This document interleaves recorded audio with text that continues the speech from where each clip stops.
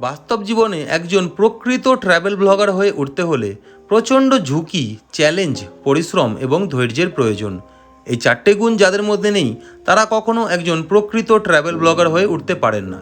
আপনারা দেখতেই পারছেন আমি একটা ভয়ঙ্কর জলপ্রপাতের মধ্যে আমার আইফোনটাকে একটা ওয়াটারপ্রুফ পাউচের মধ্যে ঢুকিয়ে একটা ভিডিও শ্যুট করছি, যেটা কিছুক্ষণ পর আপনাদের দেখতে সিম্পল বলে তো মনে হবে, কিন্তু তার পেছনে আমাদের পরিশ্রমটা আপনারা জানেন না।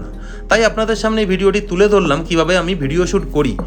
এই ভিডিওটি বানাতে গিয়ে আমাকে অত্যন্ত পরিশ্রম করতে হয়েছে এবং একটা ঝুঁকি মুহূর্ত জায়গাতে আমাকে ভিডিও শ্যুট করতে হয়েছে, যেটা আপনারা মজা করে ঘরে দেখেন অথবা অন্য কারো ঘরে বসা কন্টেন্টকে আপনারা খুব সাপোর্ট করেন, কিন্তু যারা কত কষ্ট করে ভিডিও বানায় তাদের পাশে আপনারা অনেকে থাকেনও না, কারণ আপনারা বোঝেনও না এই কন্টেন্টটা বানাতে গিয়ে আপনাদেরকে মনোরঞ্জন করতে গিয়ে আমাদেরকে কতটা ঝুঁকি সম্পন্ন মুহূর্তের কাছে আসতে হয়।